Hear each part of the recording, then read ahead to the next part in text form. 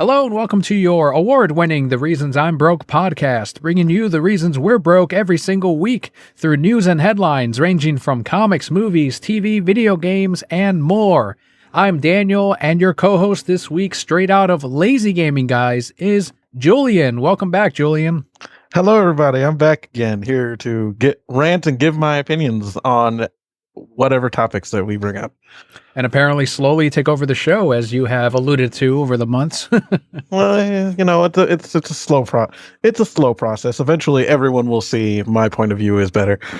If this is your very first episode of the show, the way we format it is we go through a bunch of news that ends up making up most of the podcast, most of the episode, and then we end it with the Brokehead Block, which is what Julian and I have been doing since you last heard us, the things that are making us broke this week.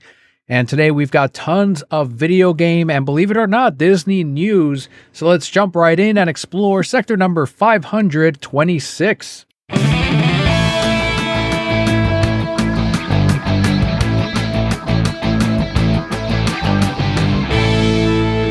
Kicking things off with some Netflix anime news, as a recent breakdown from Filmmakers Academy reveals that the One Piece Netflix series will not look like a, quote, carbon copy, end quote, of the original anime franchise. So Red flag. It could be, although, well, I don't know. Cowboy Bebop looked like the original anime for the most part, and it actually followed some episodes exactly like the anime, but people didn't like that either. Both the cinematographer and director want the upcoming adaptation to, quote, stand out on its own and not just be a carbon copy of the anime, end quote. And the cinematographer, named Nicole Hirsch-Whitaker, said, quote, there will always be fans and critics. You can't please everyone, but at the heart of it, the most important thing is the story. If the story isn't there and doesn't grab the viewers, it doesn't matter what you do. We can only hope that we're going to gain a new audience and people that find it fascinating and interesting, end quote. That I will agree with her on. I think that Cowboy Bebop's story was probably the weakest portion of it. It had some cool martial arts and some decent special effects when it came to the show, but I can't say that the story brought me over to the end of the season, because that's one thing that I got about halfway through and I'm like, yeah, it's an okay adaptation. I really like the anime. This one's fine, but it's not good enough to get me to finish it. And that to me was the problem, was the story. A lot of people who are into Western media and not into anime, it's like for Cowboy Bebop, it came out around a time where pretty much people could watch, especially when it's long run on Adult Swim. A lot of people would only watch an episode a week and then move on. It's like I feel like Cowboy Bebop's not with a bit. Even the original, it's like you don't want to bit all of that. Mm-hmm. Because it's like it's not a full cohesive story like most like a lot of animes tend to do. It's pretty episodic. A lot of the episodes can kind of be jumbled about, and you don't have to actually have actually get like the full between like the beginning first episode where it introduces every couple of episodes, introduces everything, and then the episode till when for couple stuff it's like it's intertwined until like Ed shows up. You can have like a couple of those episodes on top of each other because it doesn't change much. And then when Ed shows up till near the end of practically the show, like besides like introducing a couple characters here and there and a couple backstories, it's like you could sprinkle all the other stuff in and it would still be good. Now, for some people, they kind of need like a long running narrative that keeps them going in a lot of live action stuff, because I feel like people let animation get a pass on that thing, where when it comes to live action, it doesn't. And all these people with their Games of Thrones and it's like they're like paying attention to the overarching thing and trying to see what gets referenced, what they talked about, and see how many Chekhov's guns they can see if they actually get fulfilled or not. It's like not, but that's the whole thing. Not everything has to, but One Piece does do that though. A lot of things that get brought up in One Piece get brought up again, and that's difficult because unless they do if they do a carbon copy, to be honest, it's gonna look weird, and it's gonna look weird in a live action series, to be honest. And you're right, they do bring up a lot of references to the anime or to previous stories. When I went to watch the City of Gold, I think it was the One Piece movie in theaters, I went with my coworkers. They invited me out, and I'm like, okay, I've never seen a One Piece, so I'll check out this movie, sure. And there's one of the things at the very end where Luffy gets this giant fist. He becomes real red, and he's like, I am a god. You can't defeat me. And then Luffy says, I've taken out gods before. And then the whole audience freaked out at that, like it was a reference to something. And I wanted to pause the movie and be like, stop, hold on, wait. What is he talking about? What god is he? Someone explain this to me. Yeah, he took out someone who claimed to be a thunder god at one point. Oh, well, there you go. That's the big reference. Was it a huge deal? Because the audience flipped out. There's also like a couple other people who claim themselves to be like gods among men and blah blah blah.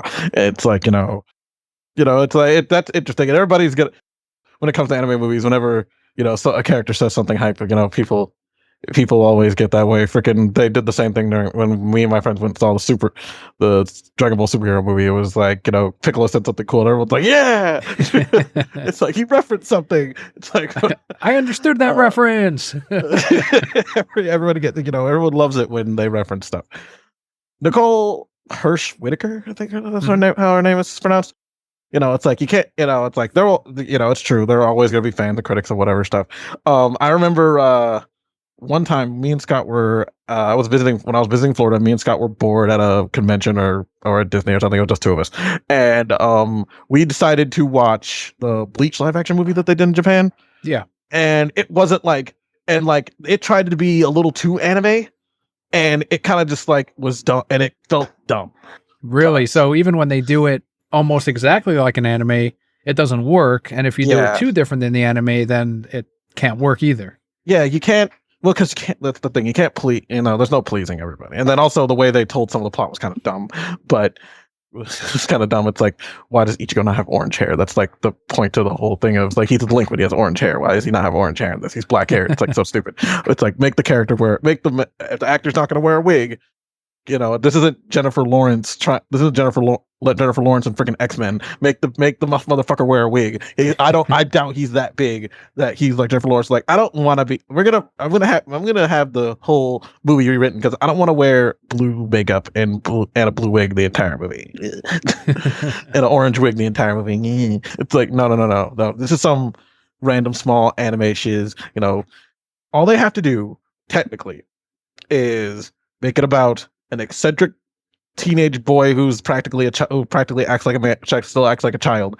Freaking it's in a decent looking ocean, which when I mean decent looking ocean, you better have either you better CG some waves in that bitch, or at least have some PAs in the background splashing some water or kicking their feet in the water or something. Don't make it look like the water in a movie I recently saw rewatched, Cutthroat Island, where they're in the ocean and the water is still. It's like, come on, you guys, try harder. At least the cinematographer, they're trying to figure out something. Hopefully, this is only cinematographer. Hopefully, the director understands this as well. Right, and hopefully the story is strong enough. Yeah, where one can forgive the things that might be different than the anime or the show, and say, okay, well, maybe they changed that, but so far the story is awesome, so I'll stick around. And I watched a couple of episodes of One Piece, and I've got to go back and maybe watch a little bit more. And I understand that it's a long ass series and the manga is huge. I get all of that, but I at least want to watch more of it and get more familiar with the characters before I eventually check out this Netflix adaptation. And there's more coming out of Netflix as Puck News claims that CEO Reed Hastings is starting to pivot from his long-standing refusal to abandon binge-watching release models for Netflix original content. So nothing concrete has been decided, but the idea is to retain subscribers for more than a month when they sign on to watch content like the latest season of Stranger Things, where a lot of people will come back, they'll do the month, they'll binge the whole season, and then they'll cancel. And by them getting rid of the binge model and saying, hey, you got to come back next week for the next episode, they're thinking that might keep subscribers around for more than a month, at least while the season is coming out. Well, to be honest, that's how, if it wasn't for the fact that my roommate had I did the same thing for some time when it came to Netflix. My roommate had a long running, he has the Netflix account, and essentially we were watching, this, the two He-Man shows that are on Netflix right now. Yeah. The one that's done by Kevin Smith, which is overly dramatic and terrible. It's fucking awful. And then there's this 3D one, which it's like we're more for this is not nostalgia bait. This is for the children. This is new to explain He-Man to the kids. And yeah, it has its moments where it's dumb, but I'm more invested in that one than the actual old one. Oh, I believe the one you. meant for the people who watch the old one like me. So it's like, exactly. But then it's like we watch it and then it's like, okay, we're not gonna go back and watch the old seasons, because it's like we already saw it and we got our opinions and we moved on. And a lot of people, and it happens a lot with these subscriptions that don't have long running ones, but also even if it comes out weekly by weekly basis, after a certain point, the series is gonna have a stop and then people are gonna jump back off of it again. But it wouldn't be so bad if people actually did watch. It's like you can watch other things on Netflix. Everybody, Yeah, I that's the one thing. It's like if you're not gonna. That's why I feel that if you're gonna buy a subscription service, you better have something on there that's more than just one show. If I was just, that's why I'm not like. There's like this random gay drag queen show thing on Discovery Plus that I would love to watch, but I'm not going to buy Discovery Plus for a whole month, and I don't know, and I doubt there's anything else on it that I care about, and going to watch it, or like watching that new SpongeBob cartoon they have on Paramount Plus, or any of half of the stuff on Paramount Plus, to be honest, because like I'm going to watch them, and then after that I'm going to be done because because Paramount Plus I don't feel like it's worth the money, so. Right. It's not up to them to change the model of how Netflix works. Netflix has worked for as long as it does because there are other things on Netflix people will watch. There are so many people these days that literally have stuff on in the background for sometimes on Netflix because it's like it's not just sitting in silence and thinking of the void and your mortality. Fucking, sometimes people need that background noise to keep their thoughts focused because it's how a lot of ADHD people work. And so, it's like even if you're not binge watching something, it's like, okay, you can go back, you can binge watch a thing and then watch something else. You could learn, try out something new.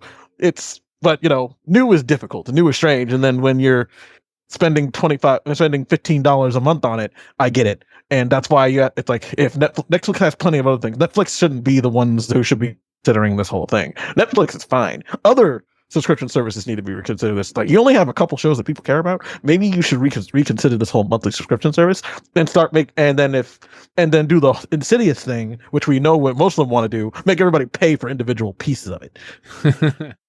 I'm on the side of let's go ahead and keep the binge watch release model because I know Netflix is known for that.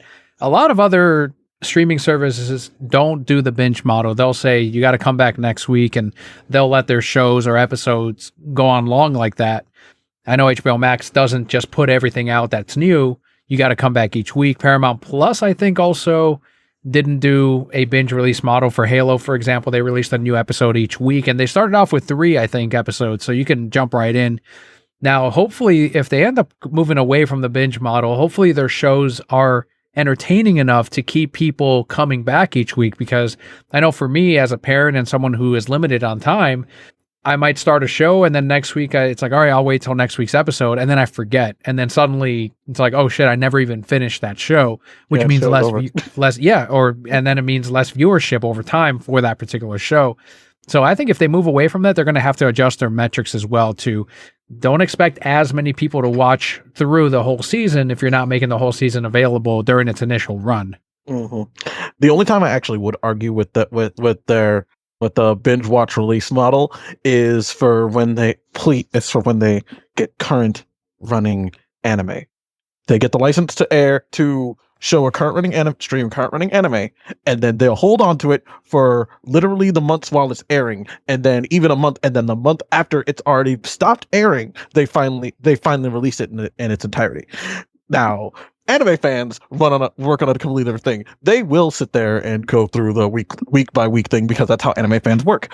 Anime fans work regardless of that. It's like freaking because that's how mangas work. Mangas come out on a weekly basis, and anime works that way. And a lot of people are willing to sit there and do. We've done it for so long. I don't think the anime fans given a different. We know anime fans, how anime fans are. They're given something different or something strange, they freak out. Yeah. Oh, yeah. And one anime, like the second season of Beastars, it's this anime about furry shit. That's all you need to know. And I wanted to see the second season, but but it's like, okay, I'm not gonna be able to see it. I'm not gonna be able to. I'm gonna have to look at it on something different because it's on Netflix, and Netflix had it like behind the walls until it all comes out to binge it. Now Netflix did let go of that on some of the animes and let them come out week by week. For the more popular anime, it does that for some of them, and then if they're going to do it for some of their other stuff that's non-anime related, that's going to be interesting. But I don't think it's going to be how they're going to do it for like a lot of their bigger series. Like I still think they should keep Stranger's Things. Really, Daniel? A customer called it that, so that's officially the name. Oh my gosh. That's how all these things work, man. You know what? It's fine. There's a store called HEB out here, and someone literally got mad at me once at one of my other stores I used to work at, and they said, I'm going to go to the Heb. And then I said, I'm going to call it Heb from now on. That's right. Because that's hilarious. But I get it, but oh my gosh. Like certain shows, I still think they should keep the binge watching thing because it's like, where else are they going to watch it? Really? It's part of Netflix. It's part of Netflix's thing. Netflix owns it. They're gonna keep it going on that thing, and then people are still gonna watch their Stranger Things and whatever else Netflix has. Because I don't know what else Netflix really has besides Stranger Things. The Squid Games. I know that one's gonna be a big one. Like, or the thing that I usually tend to watch more often is Nailed It a lot. It's like it doesn't need to be weekly basis. I can binge watch a whole season and move on because it is just people fucking up making ridiculous cake concoctions. Right. I've seen like, that. They play that at the dentist's office, and I'm like, what the fuck is this? I was forced to watch that. I love Nicole Byer. She's hilarious. But it's I don't need shows. Yeah, you can do a weekly basis if you want. Some other shows, no. You ever watch Street Food? Street Food? I saw 2 episodes of it. Okay, it might not be for everyone, but there's a Street Food Asia, there's a Street Food USA now. You'll want to avoid the Street Food Latin America because, but the other ones you'll want to watch. What? I think if you enjoyed the 2 episodes of that. What's that supposed to mean? you don't like Mexicans, remember? Oh my gosh. Ongoing joke. I wish this ongoing joke would stop. It's like, because it's so contradictory of how I am. Oh my gosh. Anyway. Which ongoing joke would you want to go away more? The Triton joke or the you hate Mexicans joke? Oh, this isn't fair. I need them both to die. But I guess if we're gonna go with the one that really just maybe the Triton joke could go a little further because at least my track record with dating dudes of Latin descent from south of the borders of America has not been fruitful. And it's been very difficult to find people of those type of people who have loyal. See, you hearing this, Brocats? I say literally, I call my fans you people. I don't want to hear it. It doesn't matter what you are. You're you people. I love you people. People that don't listen to or watch Lazy Gaming guys are like, this guy's a super racist. Just that's me. I'm a super racist. Apparently, it's like I can't wait for you all to at least it'll be engagement. Come on my Twitter and call me racist, I guess. don't actually do that. Don't please don't. Do it in the video. Do it on YouTube where we can ignore it. There you go. By the way, am I your one Mexican friend? Or Omni too. Omni, right. I have multiple. You're like, what are you talking about, Daniel? I actually have more Hispanic friends than I do black ones. You're like, this isn't true, Daniel. This joke is not real.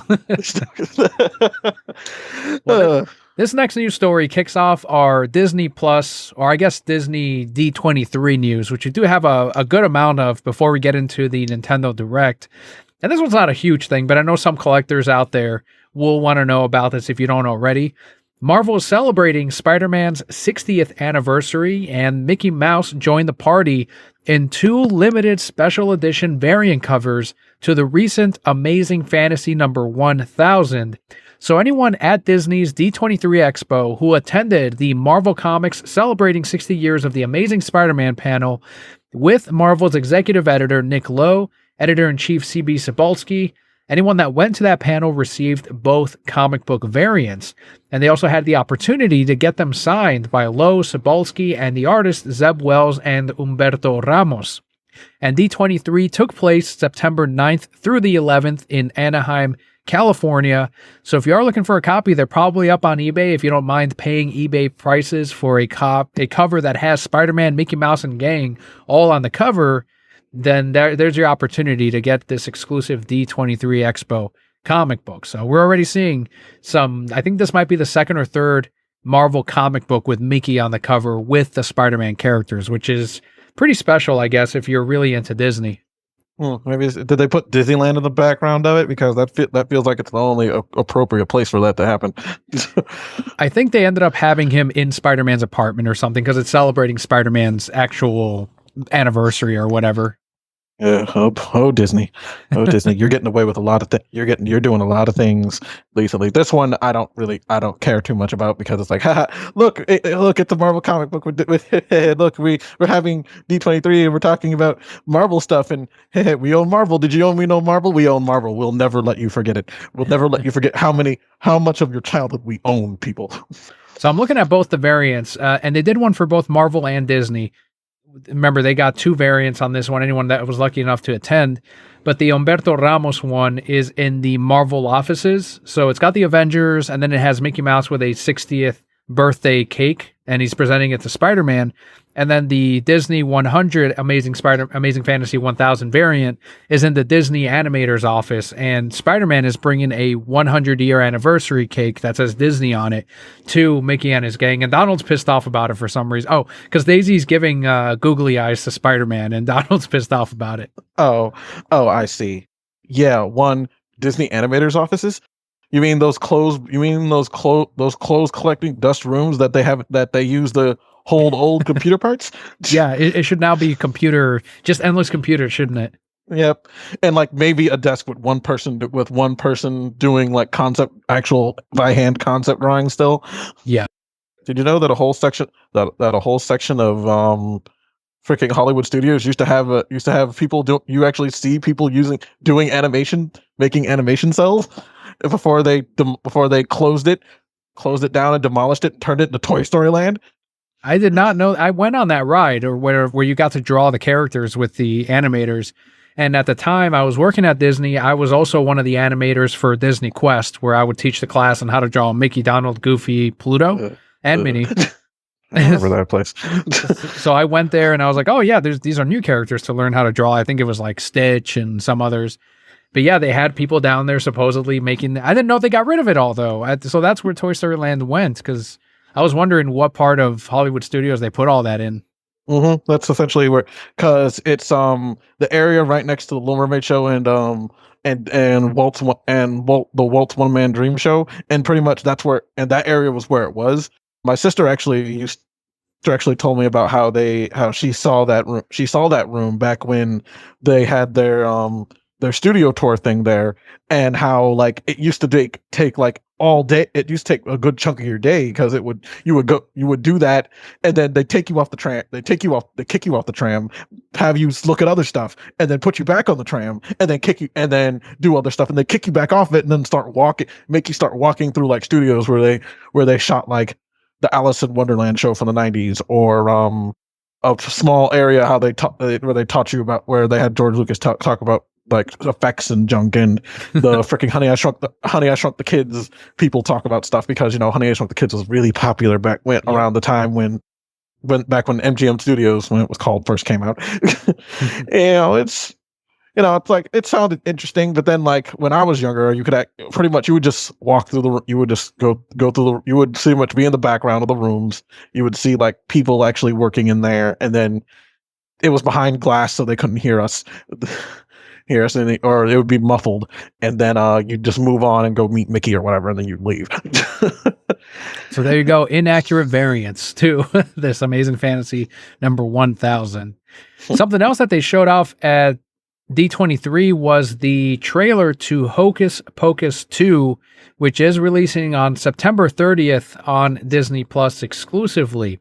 Were you at all a fan of that original movie, and will you be checking out this sequel? I mean, I liked Hocus Pocus. I liked the original movie, and like I did enjoy the little show that they have during the Halloween party thing, because back in 2019 I took me, Scott, and one of my friends from who lives my former roommate. Me and Scott, we went to the Not So Scary Halloween party. We saw that thing and I liked it and it was interesting. And I usually tend to watch Hocus Pocus every year along with other various Halloween stuff from my childhood. I'm interested in it. I'm not like a diehard fan of Hocus Pocus like a lot like other people are that I know. But it's gonna I can't wait to see it. The fact that it's coming out September 30th is like, what? It's like I guess we can get it gives us all of October to watch it, but why isn't it coming on October 1st? It's kind of a weird. Let me see. What date is that? What day of the week is that? It's a Friday. That's so weird. Just release it on October 1st. It makes more sense. What's going on October 1st that you guys can't release it on that date?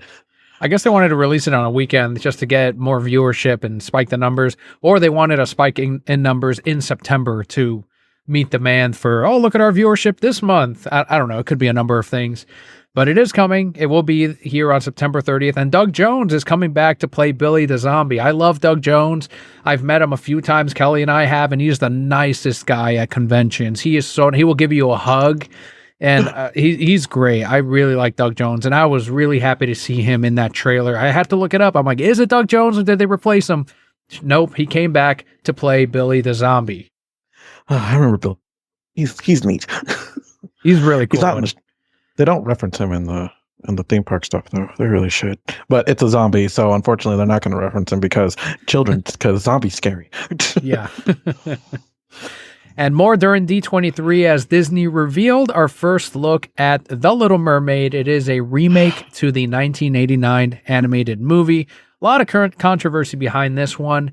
This Little Mermaid film will be directed by Rob Marshall, who previously did Mary Poppins Returns, and it joins the many other live-action remakes, including Cinderella, Maleficent, Pinocchio, Dumbo, Mulan, Aladdin, The Lion King, Snow White, and more, and I'm sure more to come. This one is set to release next year on May 26th. Your thoughts on another live-action remake of an animated classic? Okay, first of all, we've talked about these live-action shows on this show before, and my opinion has not changed. I do not care for these movies. I feel that that these things are arbitrary in a way, and literally have no, and like some of them, only one of them was decent, and that was the Jungle Book version. And after that, and then after the amalgamation of confusion that was the Aladdin one, I told myself I'm not, and the Lion King, and especially Lion King one, I'm like, I'm not watching this shit again. It's like, I can't keep watching this shit. It's so bad. It's like, it's not, I saw the Beauty and the Beast one in theaters, and at first I was like, I was okay with this, and then like slowly as the time went on, and then I saw it again for free before Disney got Disney Plus and it was on Netflix. I was like, oh my god, this is terrible. This is worse than I remember it being. But most likely I was more positive because I was with a diehard Beauty and the Beast fan who was sitting there wide doughy-eyed and freaking super happy about the whole situation. So it's like that's how. It's like sometimes you get influenced by other people unless you're just completely cringy. But I've become that person now where sometimes even if someone else likes something, I can sit there and be frowning and keep my keep my opinion to myself until after they're gone. But these live action, I'm so tired of these live action movies. And then also, way to go to get a white director to direct the movie with the black Ariel in it. Congratulations. With was supposed to be predominantly black actors in it, apparently. Congratulations. You have a white man do it. You got a white director to do it. Wonderful. Great. Well, let me ask you something. Since you're in the black community, you felt it should have been a black director to direct The Little Mermaid. There are some directors who there was someone recently on Word Balloon, Christopher Priest, and he wrote on the Black Panther comic book. And what he was upset about is that it became like it was back in the early day of comics of, oh, you're a woman, then you write the women characters. You write Lois Lane. Oh, you're a black writer, then you're going to write the Black Panther. You write the black characters. And he's like, we're back to that again now, where now I've become the black writer. Oh, here's the black characters. You write them. And so, I mean, what do you think about that side of the argument of, how would another director be like, oh, this is a black cast, so why don't you direct this? Well, to be honest, sometimes it's a controversial thing. Sometimes it's a prominent thing.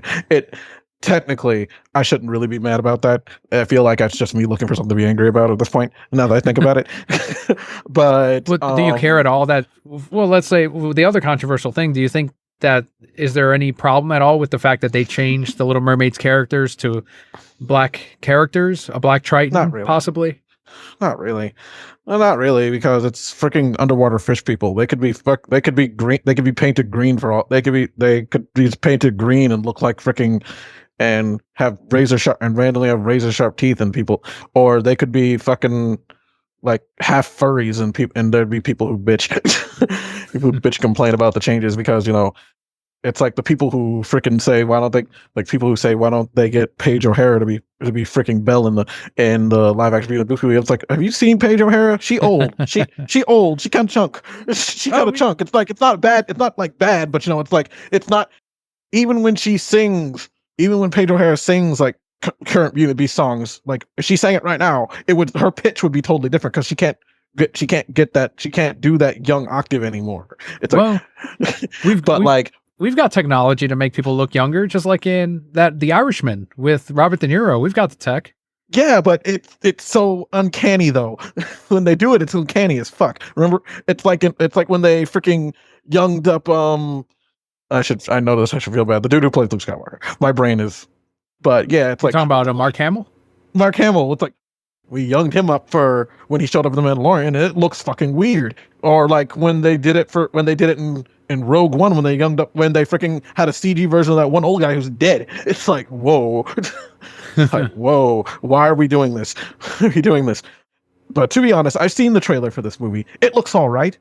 They did a 1-to-1 remake of the actual of her actually swimming up to the thing, or her swimming up to the little fancy hole where she sings the "I Want More" song. Yeah. So it's like, oh wow, that's neat. And she has dreads. It's like, okay, and they're orange. Okay, they're like orange is brown. Like, okay, when did we? It's like mermaid people. We're not gonna. She could, like I said, she could have green hair, and it wouldn't. She could have green hair. People would bitch about that most likely if she had green hair. But if she had completely red hair that made her look like Raggedy Ann, people would have bitched more. But there's no. If you want the original movie, just watch the old movie. It's like this movie has to do something. This movie's going to come out. Please be the first one to do something a little different and just don't do the movie 1-for-1, because the movie 1-for-1 has problems. Like what? If you think about it too hard, like being so desperate to see a new world that you give up what you get, that you're a it's like, of course she's gonna, people are like, why would she gave her a voice for a man. It's like, no, she gave her a voice to fucking explore another world and because she's a teenage girl. It's like fucking shock and awe. Why are you all surprised that a teenage girl did something stupid? True. Something stupid. And then King Triton's so mean. It's like, yeah, because he's a father who's seen humans cyclically kill people. And then did you forget the third random animated movie that they released a DVD where they had a backstory that freaking humans practically killed his wife? Wow. Well, or something like that. I forget the details of it, but essentially his wife died because of boat. Well, if anyone's gonna know the details of Triton's backstory, it would be you. I was going to ask you. If animated King Triton or possibly live action King Triton, which one you'd be most attracted to. But I actually just saw who is cast as King Triton in this, and I've already answered the question for me. And for you, it's going to remain at animated King Triton. The live action King Triton is played by Javier Bardem, someone of Latin American ancestry. Someone of south of the border, as you said. So wait, we're having a multicolored cast of characters, and so this is going to be one of those you're brown skinned, you'll fit the bill kind of deals. Wonderful. He played the villain in No Country for Old Men. He was the villain in the Skyfall movie with James Bond. He's of Spanish descent. I don't know. You'd probably know him if you saw him. I will look up more details later. Look up more details later because, and this movie is planned to come out when? May of next year. Yeah, plenty of time still for this to come out. I won't be checking it out, of course. I'm not going. Oh, trust me, I'm not going to see it when it becomes free. When it hops up on Disney. Well, trust me, I'm not the one who's going to make me see this. Most likely, my sister's going to want to see this, and I'm going to tell her, okay, then you're paying for every dime because I refuse to spend my own money on this movie. My sister can pay for it because she's a diehard Little Mermaid fan. Mermaid fan. Also, I assume they already casted her already, but to be honest, like Ursula, whoever they got to play Ursula right now, good on you, fine. But I was talking to some friends. I was talking to some of my gay friends recently, and they said, technically, if you're gonna have a live action Ursula, you should make it a drag queen. Oh Jesus! I'm like, what's wrong with you all? And they're like, are we wrong? And I said, it would be interesting if they did. Well, it would be interesting because pretty much like Ursula is based off of drag queens anyway. So the person playing Ursula is someone who Spoon Sandwich is not a fan of, Melissa McCarthy. Melissa McCarthy? Yep. The comedian? Yep. Oh, y'all dropped the ball. Y'all dropped the ball. Seriously. That's no. Get ready. No. Oh God. You think Melissa McCarthy would play like the one woman maid who's in the movie, not fucking Ursula. This is not your time to be old lady who plays witch character. No, this is not your movie, honey. Try something different. Wait for white remake or something. You can do, or play the witch in that, or the old hag or whatever. You're not gonna, it's like, because there's this thing apparently with like a lot of actresses, old actors. It's like you'll end up you're either going to play a witch at one point, or pretty much on trying to figure out a role to play a witch in. Or you can still be Gal Gadot. She's going to be the Wicked Witch in Snow White. So she's still younger, and they're going to CGI the hell out of her. Although I guess that's a part of the role, because Snow White, the villain, she's talking about who's the fairest of them all, and then when it changes to Snow White, that's when she has a fit. So she's supposed to be an attractive character who then is like, wait a second, I need to be number one. Well, I do know some people who find the evil queen in Snow White. I know some people who find the evil queen in Snow White hot, and it's like, really? I don't see that. Yeah, she's hot before she goes all cuckoo and turns herself into a hag. It's like, I guess to each their own. More people find Frollo hot than the Snow White queen. The people who find Frollo hot are disturbing. Frollo is an attempted serial rapist. We're not going. It's like, no. No. I've watched videos where women defended, and I was like, that's not my thing. The man literally went crazy. Went crazy and said, God, either smite this woman or give her to me so I could lust over her. No. Red flags, warnings. You don't touch that. He's crazy, and he uses divinity to make his points. That's wrong. That's a no-no zone. You don't want someone like that. Has a hell of a song though, doesn't he, with Hellfire? Yes, it is a hell of a song, but oh wow. But like, holy crap, it's like, if you think about it, technically without the musical bit, it's like it's him going nuts over a woman in front of a fire. I guess so. It's literally him simping over this woman and being conflicted because, like, I'm a man of God. It's like, yes, you can have lust, asshole. Fucking, it's called being a better person. Like your religion teaches you, but you're bad at it. So, and you've also been a corrupt leader for years who's also racist. So did you forget about that, women who like Frollo? He's also racist. He's also racist and or like a Puritan or something who doesn't respect other people from other places from the world and thinks France should only be for the French or whatever. I don't know if you're convincing them with all that. I think they're still like, it's fine. I can save him. At least my love of Bowser comes from the fact of he's a dork. He might be evil, but he's like a cartoon. Like cartoonishly evil. He doesn't give off actual red flags. He kidnapped the princess. What does he do with her? Put her in a cage on a pedestal like a goddamn bird. He doesn't even do anything. She just sits there in a cage crying out for Mario. He just sits there sipping wine until Mario shows up to kick his ass back into another castle. Well, there's one more live action project that is coming out that is based on an animated cartoon, but this is not a remake. This is not a sequel. It's not The Lion King 2. It's instead a prequel. So original content. So positive change, maybe. I don't know. Let's hear what Julian will think of Mufasa, The Lion King, which is expected to hit theaters in 2024. So the format of it will be told in 2 different time frames as Timon, Pumbaa, and Rafiki told the origin story of Mufasa and his rise to royalty.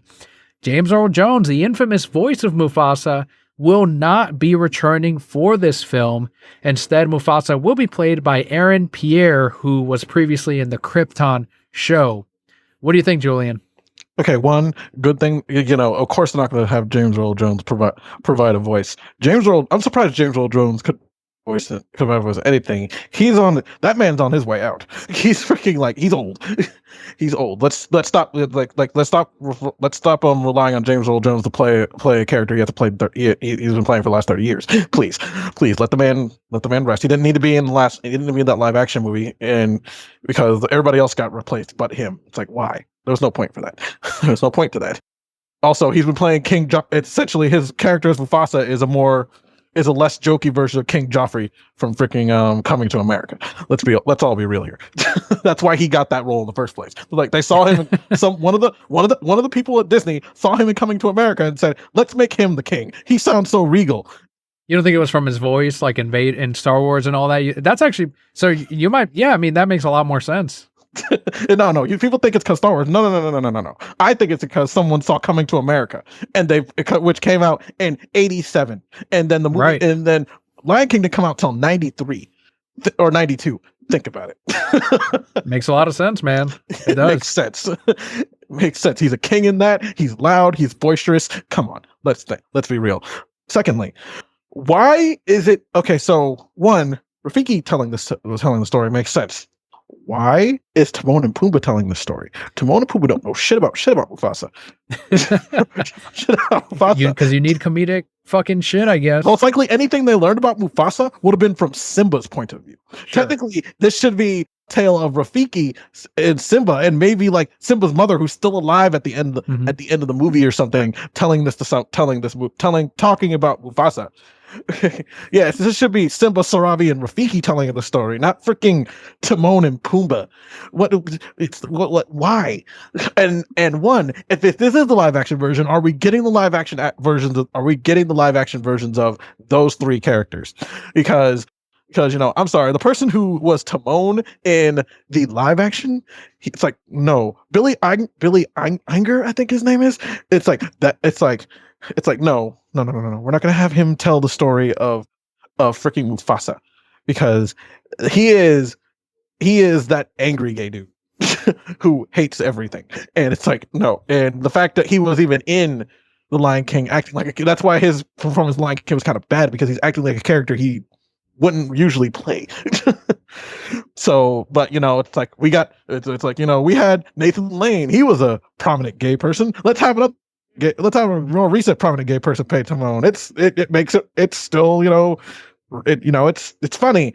No, stupid, dumb, stupid. And it's dumb. You just get a person who actually is funny and not forced funny. Forced funny. Also, why are we even making this? That's my main issue. Is why do we need to know about Mufasa's origin? I get that there's backstory between him and Scar, but to me, what always made Mufasa that big of a character in the animated show or in the animated movie is that he's already a king. He's established. He knows how to be a good king. It sounds like, for the most part, someone that Simba should strive to be. We don't need to see his background or rise to royalty. That character has fulfilled his purpose, and that is to be that guidance for Simba in the first movie, in the animated movie. I'm not interested in anything that happened beforehand. I mean, I guess a sequel would have been better. I don't know. Would people have expected Lion King 2, Simba's Pride? Well, that would have been weird because it would have been weird because it would have been Romeo. It would have been. It's just something because Lion King 2 is essentially someone's Romeo and Juliet fan fiction, Right. Lion King fan fiction, and it's like kind of and like even watching it, it's like I watch it now and like I like the song. The songs from it are great, but like some of the plot points are kind of cringy, especially since now I've been especially since now as long as I've been part of the fairy community. It's like wow, this is painful. Wow, this is painful. This is some painful ass fan fiction shit going on here, and also they already unfortunately have a backstory for Mufasa and Scar. It's called The Lion Guard. It's this Disney Junior cartoon that came out, and apparently, like because Mufasa was going to be king, Scar ended up getting this job to be the person because whenever there's two sibling cubs.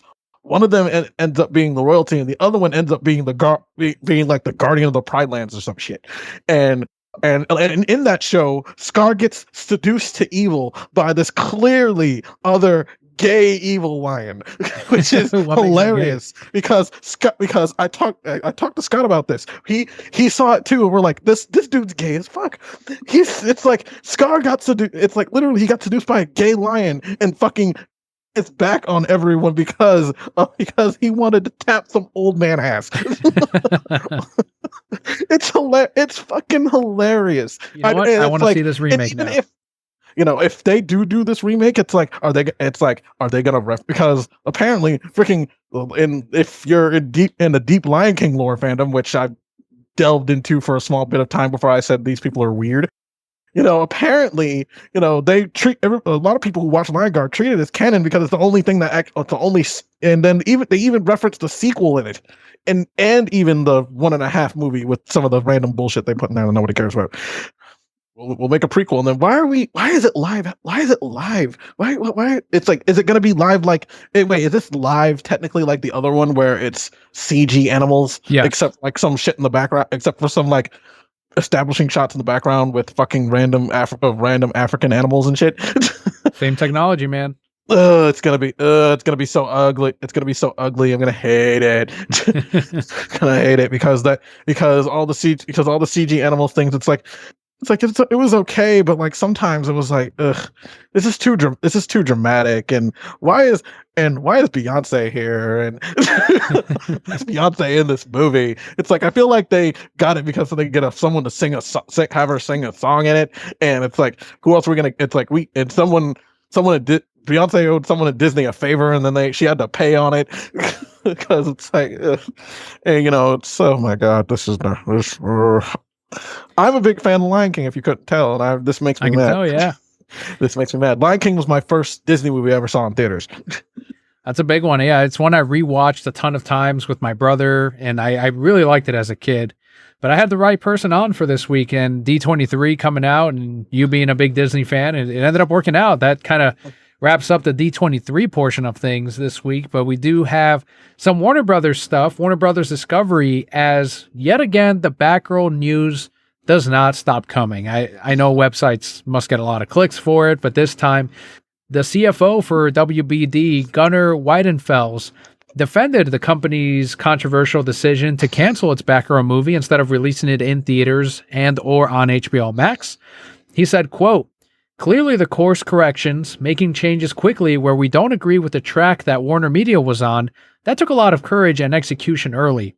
I don't think it is unusual. We are a creative industry, and one of the elements of creativity is that there is judgment and views on what the potential of what a certain piece of IP might be." End quote. So reports indicated that Batgirl's cancellation, in case you were not in the know, was partially so that the company could take a tax write-down on it, saving upwards of $20 million by not releasing the movie and saving millions from marketing and probably it being a huge flop, to be honest with you.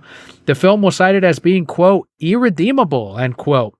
And it was one of several canceled tax write-down projects by Warner Brothers Discovery.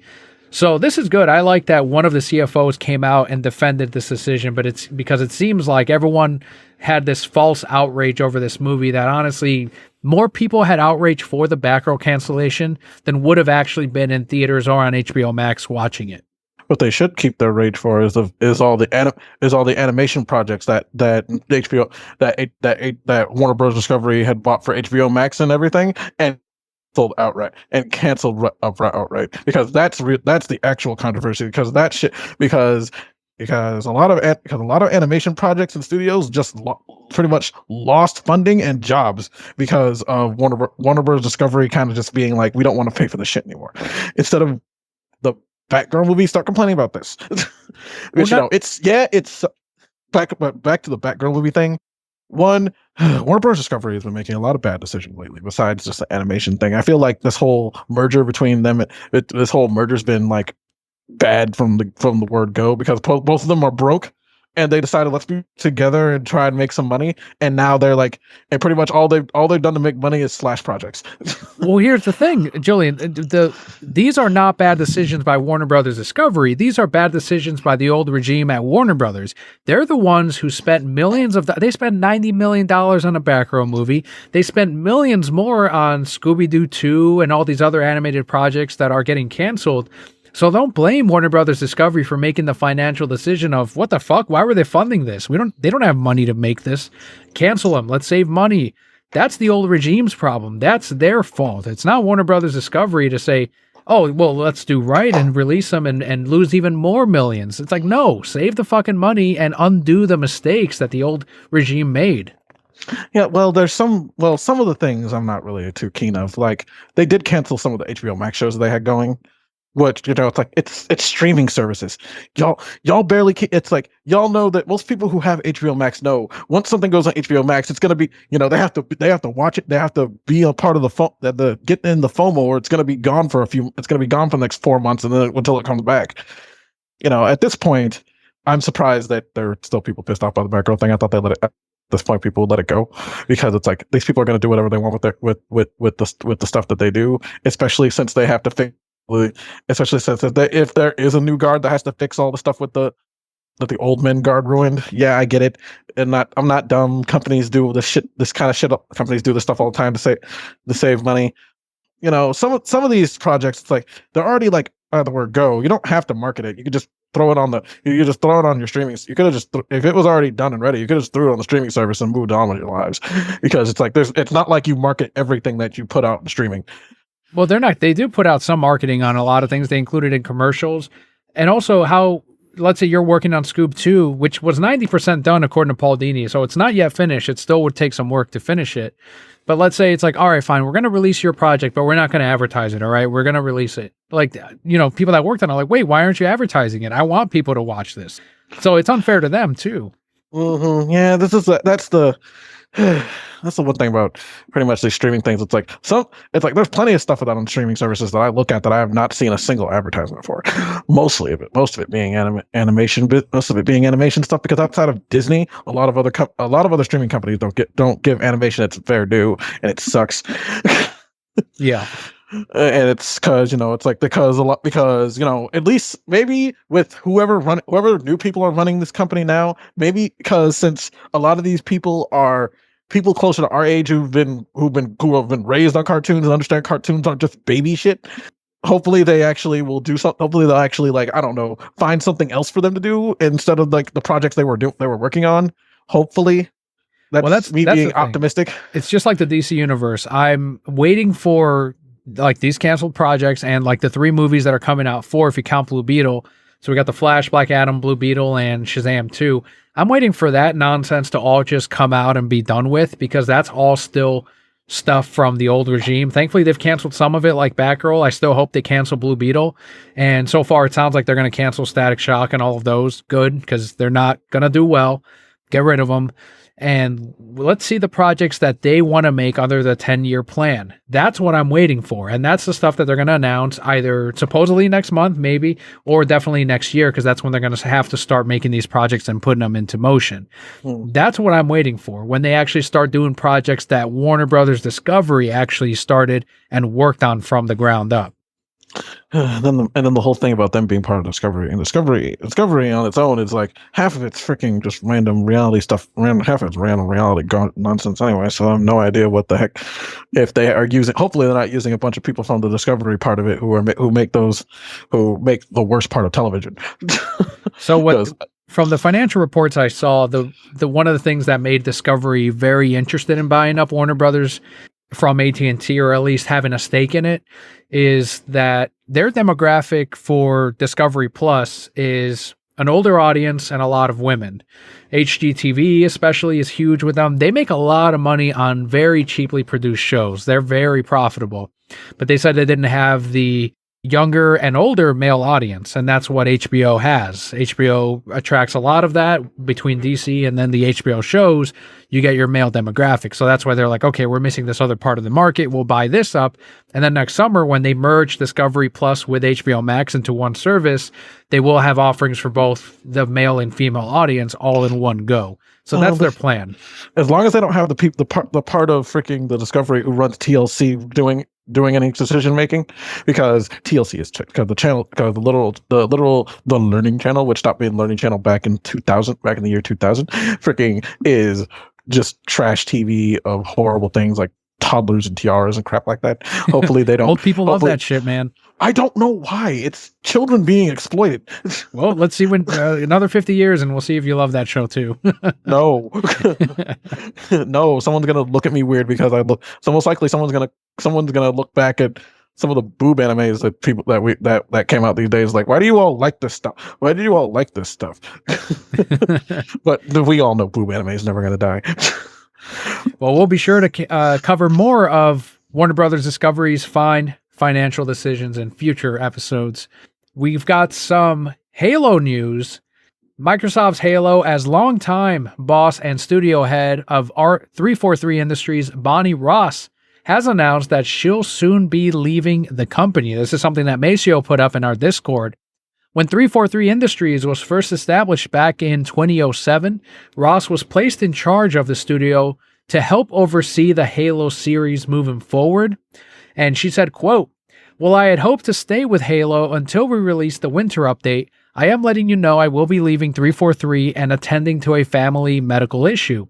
I am incredibly proud of the work everyone at 343 Industries has done with Halo Infinite, the Master Chief Collection, the Halo TV series, and so much more.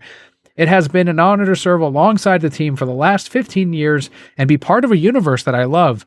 Thank you to everyone in the Halo community for your support. Halo's future is bright," end quote.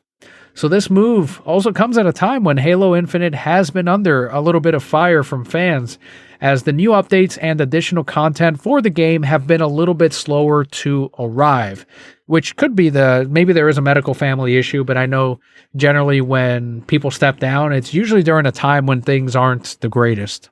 It's either someone's trying to make moves to get rid of Bonnie Ross, and she's taking the chance to get out of Dodge before shit goes down, or I don't know, her mom has Alzheimer's or dementia or something, and she has to take care of her for the rest of her life. Take care of her for the rest of her life, and she's gonna she decided family's more important than running a company. Which, if so, good for her. Absolutely. But do you think that this means that someone else will be heading up the Halo franchise outside of 343? That maybe Xbox and Microsoft are taking that away and maybe having a different company do it instead? Now that I think about that, so it sounds like maybe someone from they might want to try that they might have been trying to get someone from Microsoft to head 343 so they can have more control over it than they already did. Because they could just turn 343 into it's like it's already a Microsoft studio, but if there's a head of the studio instead of someone from Microsoft, Microsoft can fully run the show, and then they won't have to worry about any more in betweens. There you go. And which, if that was, and if she sensed like, if Bonnie Ross did sense that, good for her for getting out of a bad situation before they forced her out, or maybe she was forced out already. Who knows? Who knows? But especially since especially with fans getting mad about releases going slow, watch somebody within the company say the wrong things to the wrong person, and suddenly there's a rumor going out there that there's a Gamergate woman. That there's suddenly she's a Gamergate old Gamergate woman who freaking is trying to ruin the boys' sports, ruin boys' gaming or something stupid like that, and all the incels start believing it, jumping in and ruining someone's life for no reason.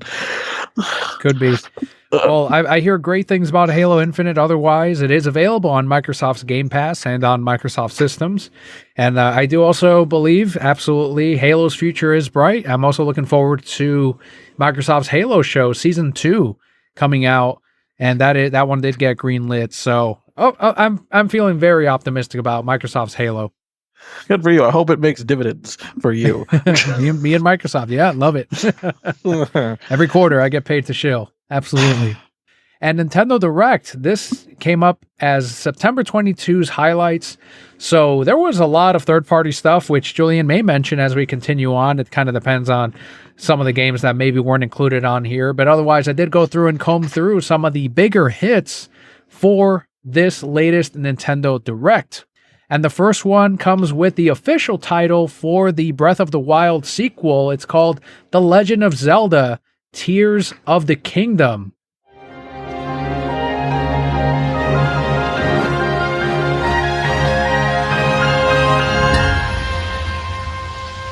I kept wanting to call it Tears of the Kingdom because I know that would bother gamers, which maybe I will.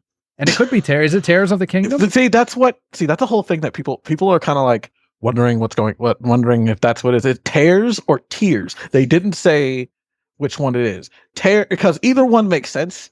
So it's Tears, it's like Tears of the Kingdom, since like there's a lot of airborne stuff, and like the kingdom is like it's like there's like random it's like the fly between, looks like it's gonna have to fly between pieces or something. So it's like it would make sense. That would make sense. And also Tears of the Kingdom because there was that weird statue with stuff flying with the weird little dots around it, and it's like maybe that's the Tears part. Who knows? One, also a lot of people are making jokes that's why they weren't going to air the direct in the UK. They were going to air the stream of the direct in the UK because it's Tears. It says Tears of the Kingdom. Oh yeah. Oops. Yeah. Oops. And it kind of gives a bad look. But also, I doubt that was it. It might have been taken in bad taste. I wonder if it'll be called something else in the UK for that localization. Well, the UK does have a bad habit of changing random names. I know a lot of some of the Kirby games have random name changes and stuff because over there for weird reasons. Well, over there they can keep the box art the same and just say no, it's Tears of the Kingdom, guys. Here it's Tears.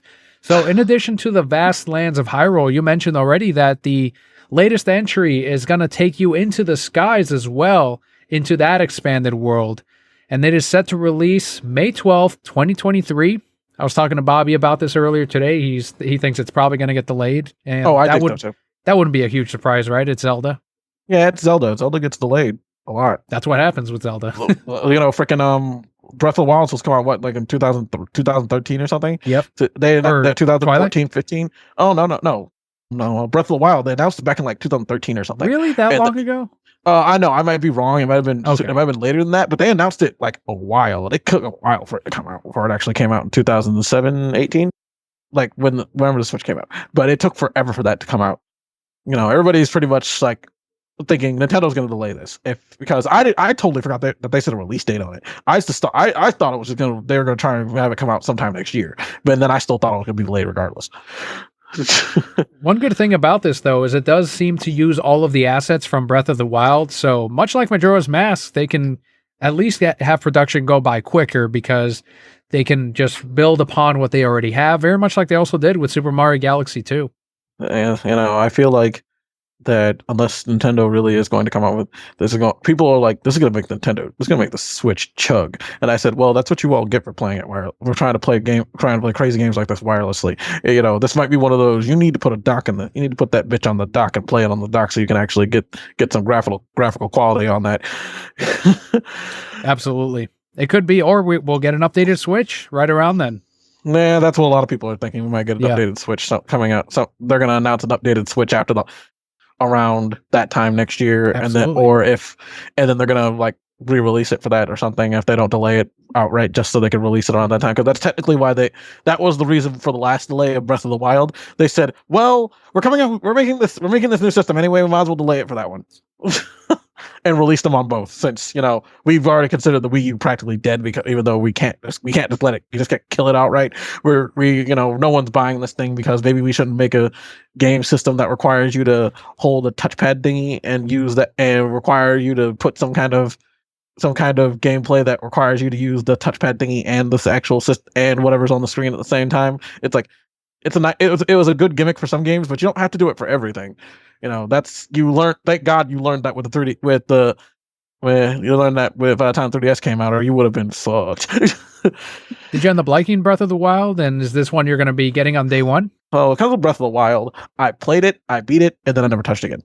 I see. Because it's a long ass game. Because it's a long ass game, and it took me forever to beat it. I didn't beat it till I got it back in 2017. I didn't beat it till 2000. I got it in 2017. Didn't beat it till 2019 because I would just meander around for hours doing nothing. And also dying a lot. That's another thing. It's like, also this game, since this game takes place in the sky, it's like, if I'm going to be doing a lot of falling and stuff, it's going to end up just like what happened with me and Skyward Sword. I'm going to end up dying from fall damage a lot because I'm an idiot. Another surprising announcement was Pikmin 4.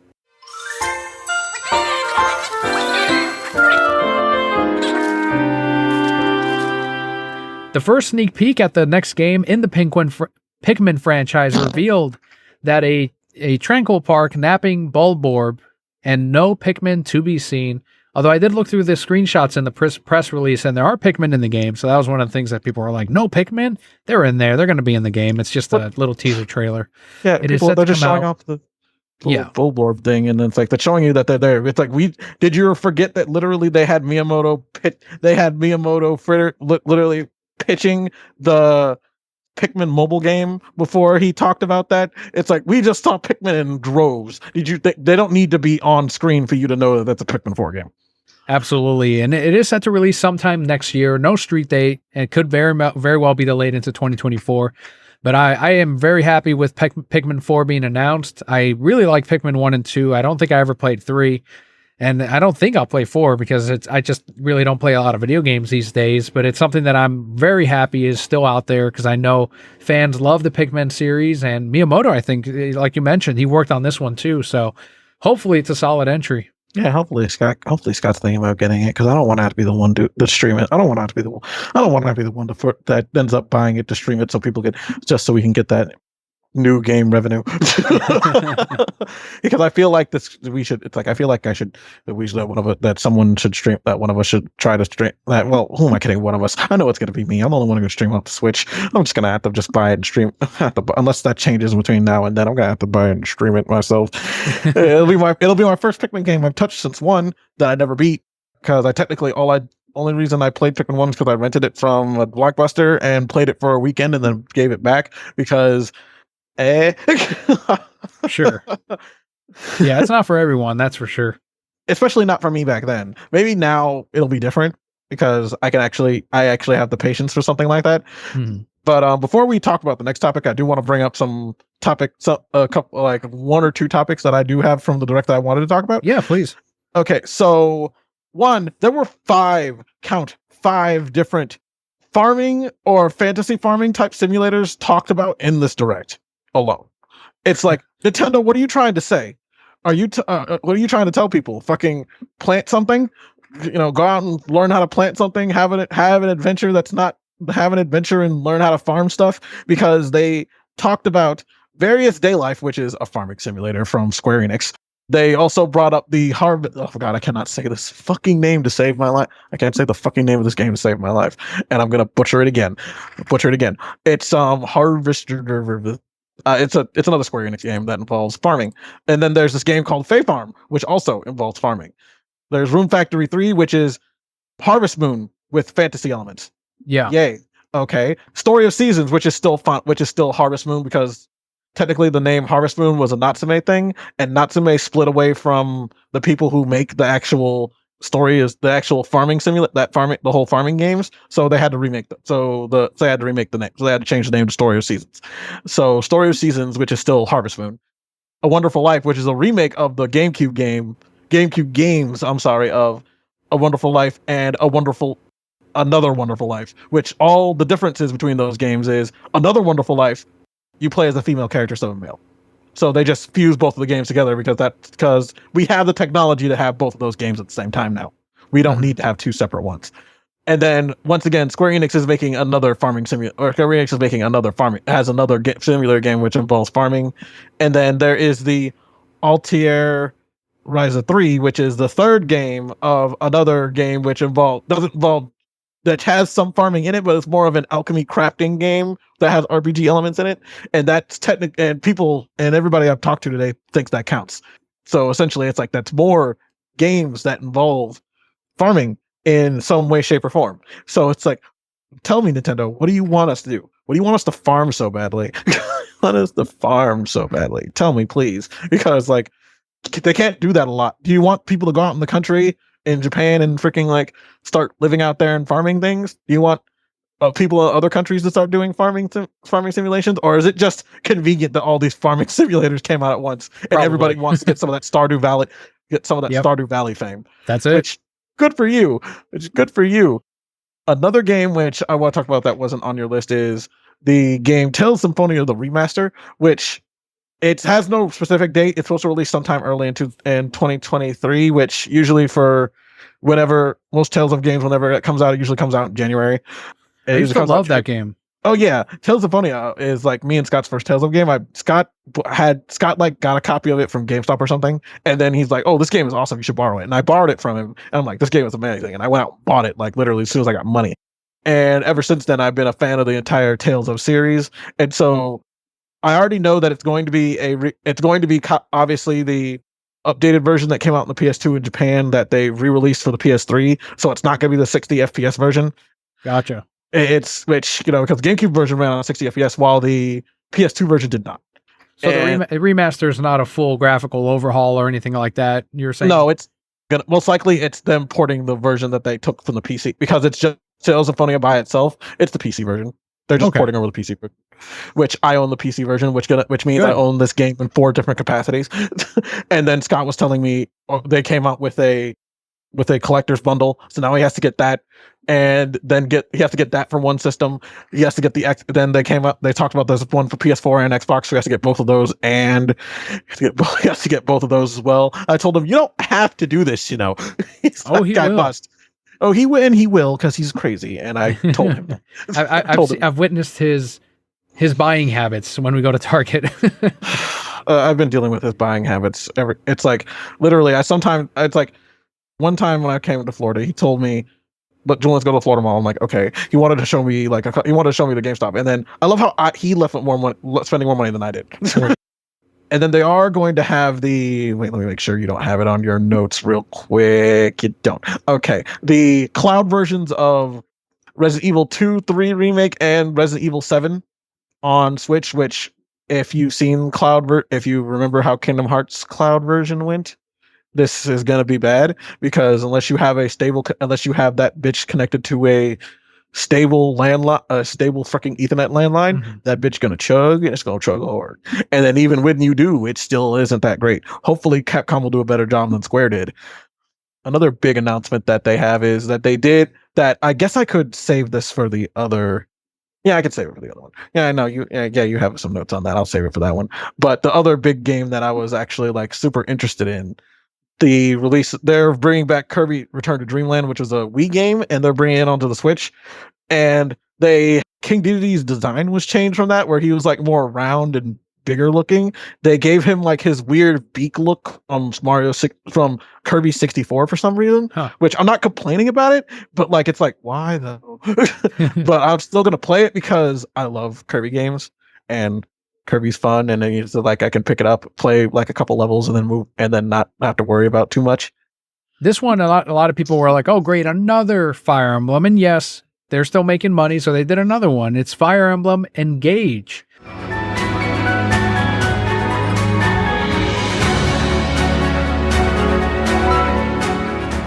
So the turn-based tactical battle system that Fire Emblem is known for returns with a fresh cast of characters that you can customize and engage with to carefully craft your strategy.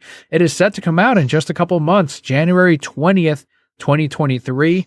I like the trailer a lot. I love Fire Emblem, and it would be something that also, again, would be a day one pickup for me normally. The Fire Emblem Engage, it looks interesting, but also like the look of the male protagonist is hilarious. When I first saw that, I'm like, what is this multicolored haired? Right. Look at who this multicolored haired anime DeviantArt protag do not steal. Look, this is, and then one of my friends, when I was making this joke, had the nerve to mention me in a tweet and send it directly to me as in a DM, because I knew if they did it live on Twitter, I would have killed them.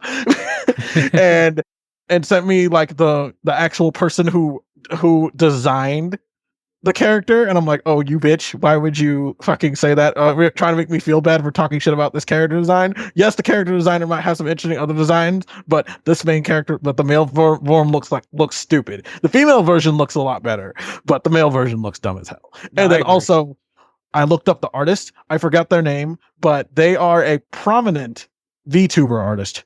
So that explains so much about these character designs to me, because VTubers, they have to pop. They have to pop. They have to have color. They have to look interesting. They have to be something that catches people's eyes.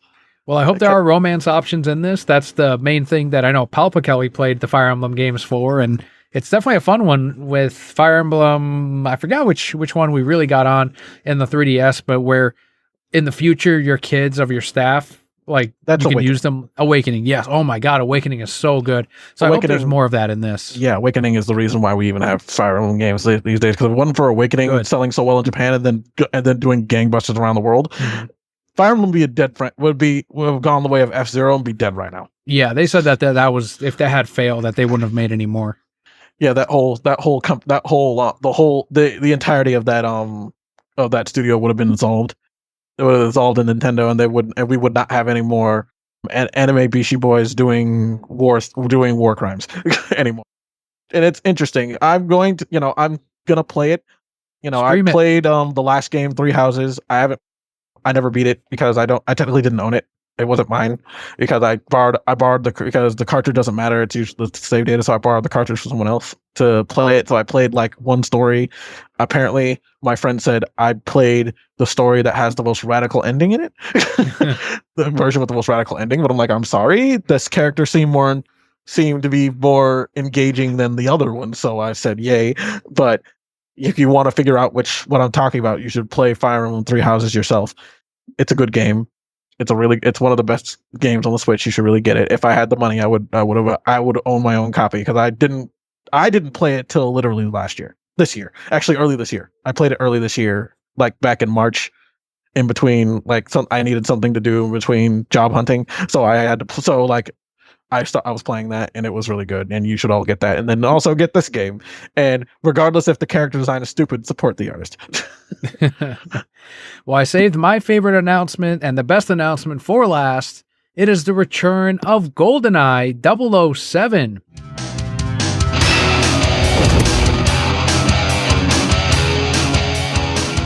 It is finally coming to the Nintendo Switch and Microsoft's Xbox. So Nintendo announced that Microsoft's Rare is releasing GoldenEye 007 HD on Nintendo Switch and Microsoft's Xbox as a remaster of the legendary Nintendo 64 title that first launched in '97. So the remastered game includes 4K resolution, smoother frame rates, and even split-screen local multiplayer. That's a huge deal for a game like 007. Microsoft's Rare says it will even arrive on Microsoft Xbox Game Pass as well as Nintendo Switch Online. The classic campaign mode, the cheat modes, all of that will return, along with support for dual analog sticks and native 16:9 aspect ratio at again, as high as 4K. And another bonus, if you already own a digital copy of Microsoft's Rare Replay, then GoldenEye 007 is included and free of charge. Huge positives. I am really excited for Game Pass owners, especially, and diving back into the world of what is considered one of the greatest first-person shooters of all time. If it wasn't for this game, this is one of the two games that essentially establish how first-person shooters work. Between this and Quake, we would not have Halo, we would not have Call of Duty, we would not have Destiny, we would not have any of that shit. And don't forget Doom as well. Doom was a pretty big part of it, but GoldenEye, it's like we wouldn't have any of this stuff if it wasn't for, well, people don't count Doom as much because Doom pretty much set the standard of what normal first-person shooters do, but pretty much Quake and 007 were the reasons why we have multiplayer the way we do. There you go. That's true. Very true. Also, on the Nintendo side, it is going to be part of Nintendo Switch's online services. That part of their N64 service part of the N64 services, which also was interesting because they talked about how the Pokemon Stadium games are going to be coming out for that, which I am ecstatic for.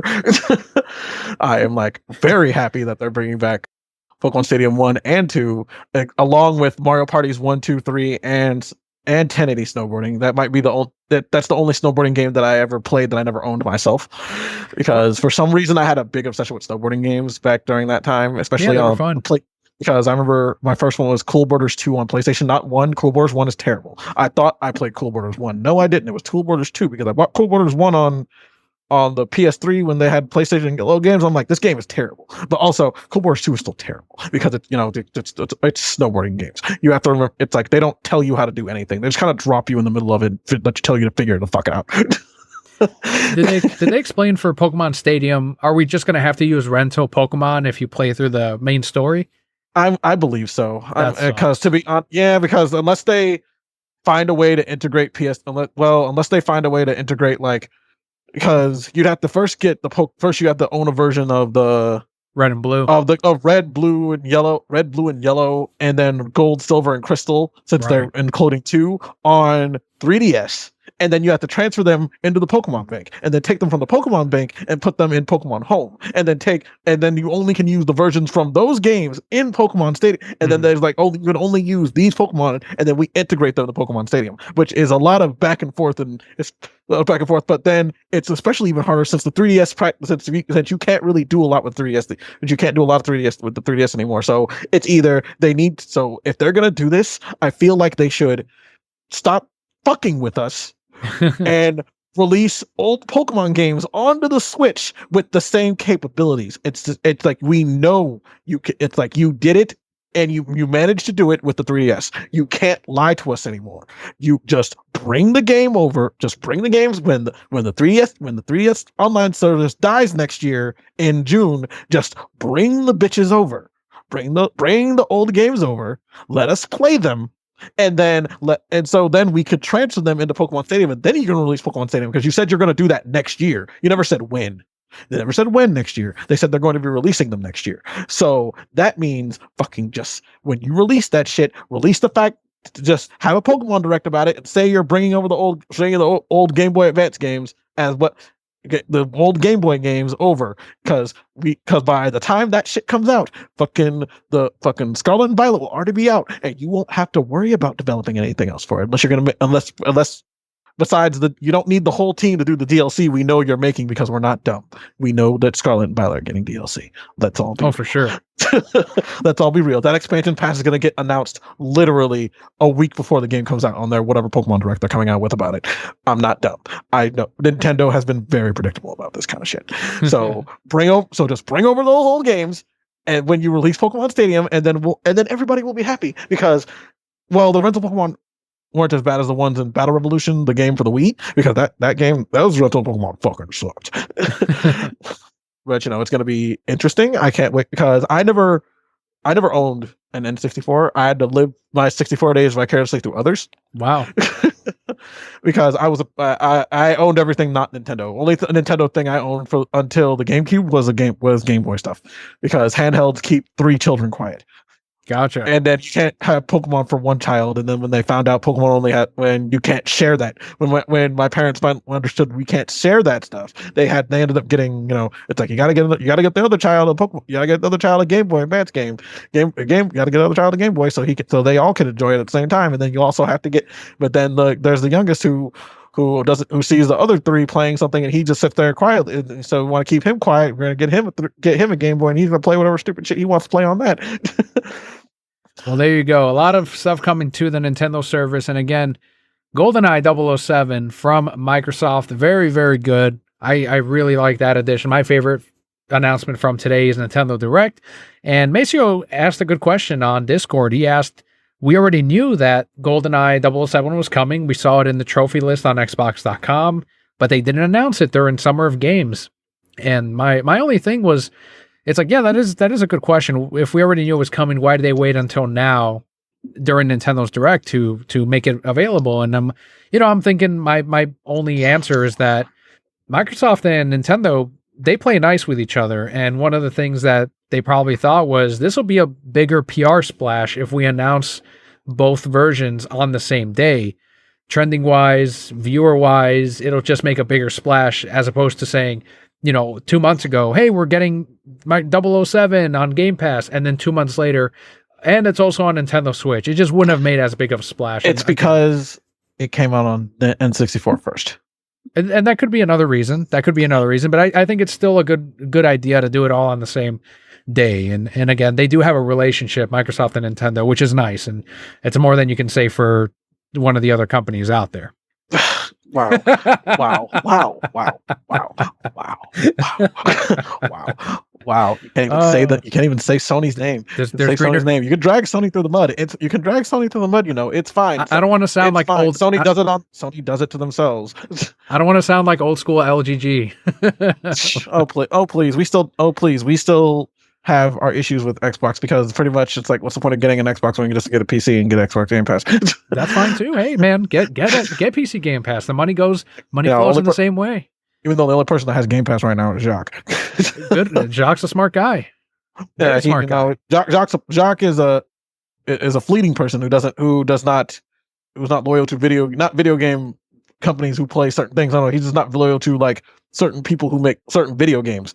It's like, it's very difficult. It's like, if it's not a freaking From Software game, he's not one to get the next newest release of this or that most of the time, even when he likes it. Whatever works, and as long as he stays sub to that Game Pass, I'm happy. Anyway, whatever. So that does wrap up our Nintendo Direct, as well as the rest of our news for the week. Let's head on into the more personal side of the show. It is the Broket Block, what Julian and I have been up to since you last heard us. So, Julian, you go ahead and kick it off first, because I've got a couple things. One thing for you to send you and get a live reaction of, but what have you been up to this week? What's been making you broke since you were last on? Well, besides watching Nintendo milk me dry for my money slowly.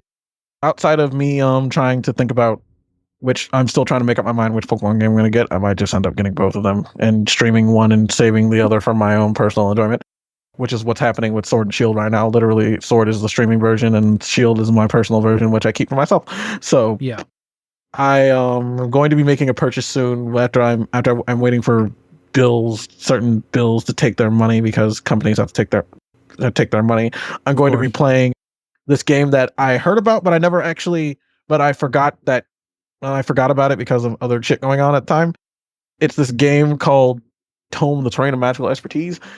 It's a game that was technically started from one of these Flash animators that I paid attention to for the longest time, and so I said I need to buy it and play it, and because it's only $12 on Steam, so I said I might as well. It's not gonna break my bank like something like a $60 like fucking Splatoon 3 like that some of my friends want me to get. It's like, I can't afford to buy Splatoon 3, especially since I have no interest in. I have a fleeting interest in Splatoon. I never bought the first one. I bought the second one, and then I got rid of it because I just didn't give a shit. And especially since it was on the Wii U version, I never got the Switch version. I know I did get the Switch version. I tried again with the Switch version, but then I went before the Octo expansion came out. But I couldn't do it. Maybe I don't know. I said I might try the third one later on down the pipeline. I'm gonna give it I'm gonna let the cuckoo banana nuts people banana nuts hype go down, and then see if they continue playing it, because I know most of these people, as soon as Pokemon comes out, they're gonna stop playing fucking Splatoon and go back to playing Pokemon anyway. Yeah, and start playing Pokemon, and that's when we can link up and do stuff. Other than that, mostly been me working, and then they changed my schedule where I have to work late some nights and make it difficult for me to actually do basic gaming, guys. But I need money more than I need to stream some nights, so pretty much. Luckily, tomorrow I'm going to hopefully be on time unless something happens again. Make that money, man. I get you. I'm there with you. Other than that, after Jacques and some of my friends came to San Antonio, and we saw the Dragon Ball superhero movie, which we loved, except for me and Jacques hating one aspect, which was Gohan's new transformation, the hair making him look like he's some kind of parody, and it was fucking huge and stupid looking, and we hated it. Other than that, it has no shocker once that again, you didn't like that one, because that's Gohan Blanco. That's from Latin that is America. not the reason why. Is that hair is dumb. It's literally like, we're gonna do the Super Saiyan 2 hair thing again. Yeah, but you're trying to do the big hair thing on his adult body and trying to make it look the same as it did when he was tiny. When he had a tiny body and a big head, and it looks dumb. Why did you do that? Yeah, there's a lot of at this point, it's not spoilers anymore because they already showed it off in so many things. So showed off so many things. It's ugly. It's so dumb. It's so dumb. And then when the fight's over, you still see him as it. And when the fight ends, you still see him as it. And it's like, that's hilarious. So many people broke out into laughter. We broke out into laughter in the theater because looks so dumb. Looks so dumb. But anyway, because of that, it has reignited Dragon Ball in general fandom, regardless what it is. Dragon Ball Z, GT, Super, fucking doesn't matter. Mm-hmm. Because I started playing certain Dragon Ball Z games again, which is actually, I'm going to just go ahead and spoil it. I'm going to be playing I'm going to be playing Dragon Ball Xenoverse 2 for the stream. Oh, cool. Good. Yeah, I'm going to be streaming Dragon Ball Xenoverse. I'm going to be streaming Xenoverse 2 for everybody to see. This game's been out for so long that I'm not going to get flagged for cutscenes anymore. It's not going to flag me for the cutscenes and the music because it doesn't have anything that's not. And then also because they have a DLC that allows me to play the first game, the stuff from the first game over again. And so I'm going to show that off for the stream. Show a couple of cut some of the missions from the first game off, and then play some of the stuff and then play like some stuff from the second. So it'll be so it's going to be fun. You all should, hope even though this episode's going to be out after the stream's already, after I've already streamed it, you can watch it post haste on our channel at youtube.com/gaming guys, or listen to it on your favorite podcatcher. Yeah, so you can listen to me complaining, listen to the random Dragon Ball Z grunts and noises and constant powering up and Kamehameha blasts. But yeah, whenever Jacques like, no, there's only one person watching. There's only one. I'm like, it goes out on a podcast afterward, though. Like, I constantly have to keep reminding him that it's like, Jacques, we have post watch. Jacques, we have a lot of people who watch this post, and just because we don't have live, but I told him we have people who watch post, and then we also have the podcast audio. We also have the podcast audio. That's why I told him we can't have dead air. That's why I keep nagging him about dead air because it's like, it's not good. Not good.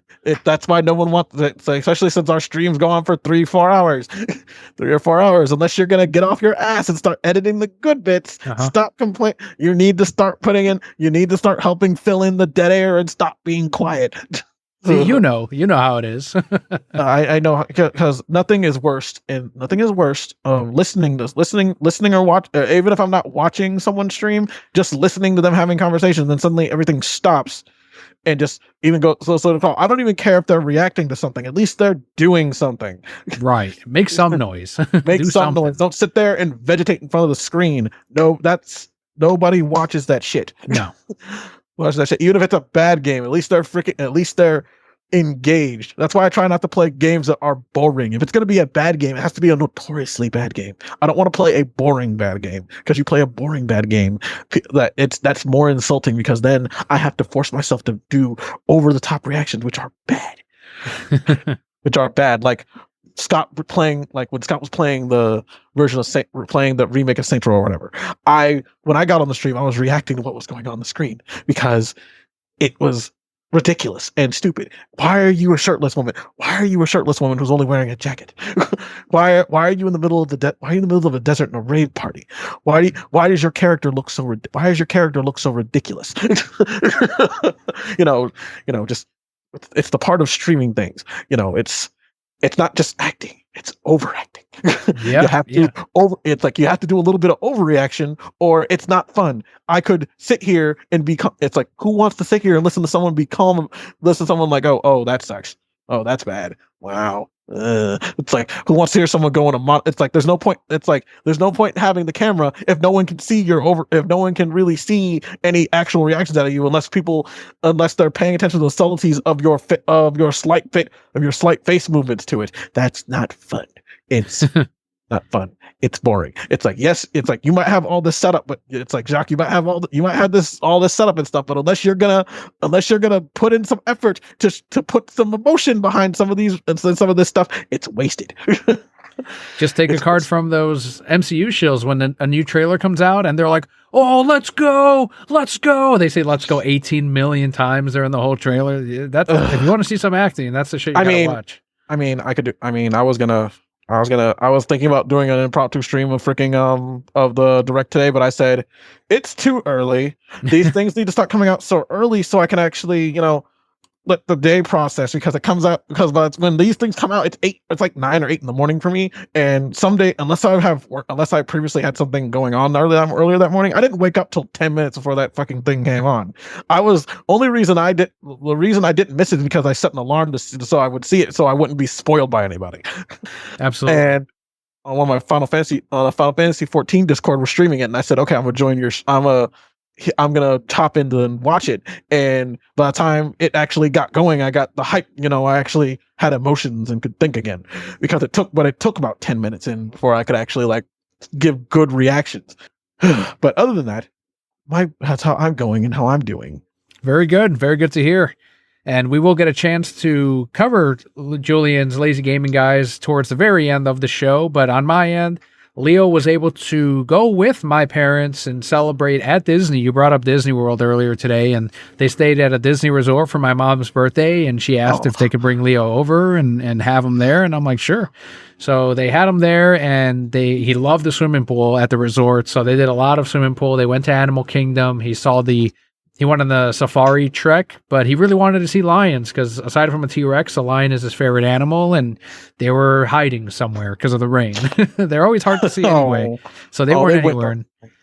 It rained. That sucks. Yeah, so he was sad. He couldn't see his lions, but he had a lot of fun there. He got spoiled, of course, with lots of food and lots of playtime at the resort, and they were happy to have him. And we went and visited as well for my mom's birthday and celebrated over there. So it was a good time. It was fun. Which resort was it? Riviera. I think that's how you say it. It's a newer, nicer one. I think it's newer. I don't know, but it's nice. It's the it's one of the DVC. It's one of the Disney Vacation Club resorts. Yeah, it's the Riviera. It's the one connected to the. Yeah, it's the new one. It's one of the recent ones they made. I can't remember the full name of it, but it's one of the ones where I would be in there and I don't belong here. They'd be like, you and I, if we were there, they'd be like, sirs, are you lost? Did you come off the Skyway?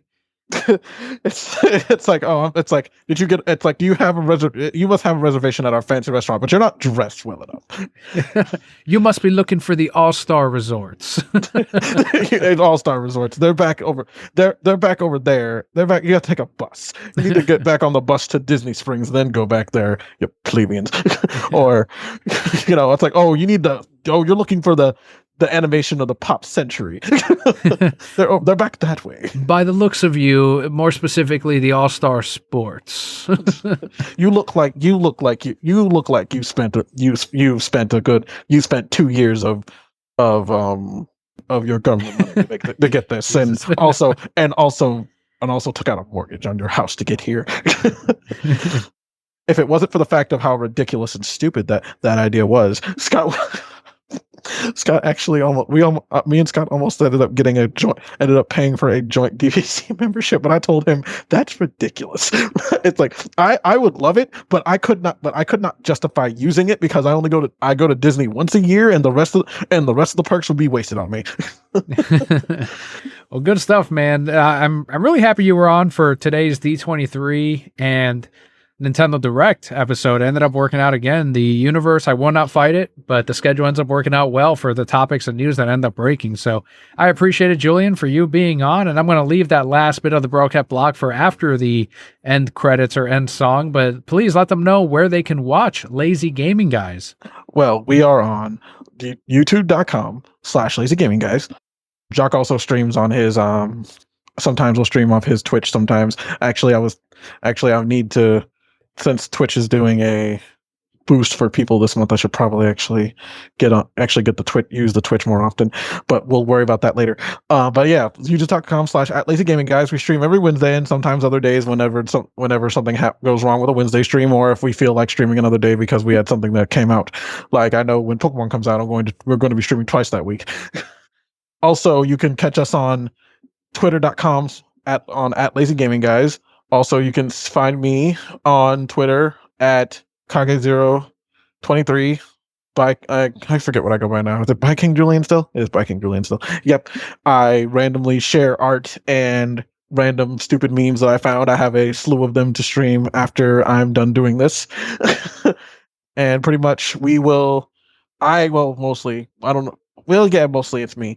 I'm working on trying to figure out a new way of camera work for the streams. I might be commissioning someone to make a PNG so I can actually try working on some PNG like things. Oh, cool.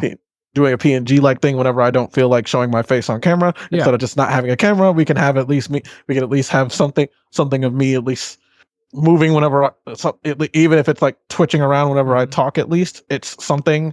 And then also maybe if it works out, I can get one for Jacques and Scott. So at least when it's at least when it's all three of us streaming, it'll have something that will give the fans something to see.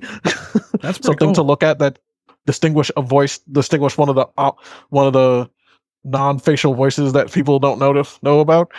That's a great idea, man. Very exciting. I like it. There will be links to everywhere you can find Julian and Lazy Gaming Guys in the description of today's episode. In case you're driving, come on back, swipe over, and you will find all those links in the description once again. Otherwise, if you want to help out the show, please leave us a review on the podcatcher you're listening to us on, if they allow reviews. I know for sure on Apple Podcasts. If you have an Apple account, please take a few seconds, even if you don't use Apple Podcasts to listen to us, but search for Reasons I'm Broke on the Apple Store. Find us and leave us a rating, because while it doesn't help new listeners find us, it doesn't help us in the algorithms, I should say. Anyone that is looking into subscribing to a new podcast, that stuff does help out. At least they can read a review and go from there. And also on Stitcher, they have a rating system, and if you can leave us a rating on there, it just takes 2 seconds. It's free and it helps out the podcast. Thank you once again for joining us on this week's episode. I've been Daniel, joined by Julian of Lazy Gaming Guys and Brocat Core. All will be well.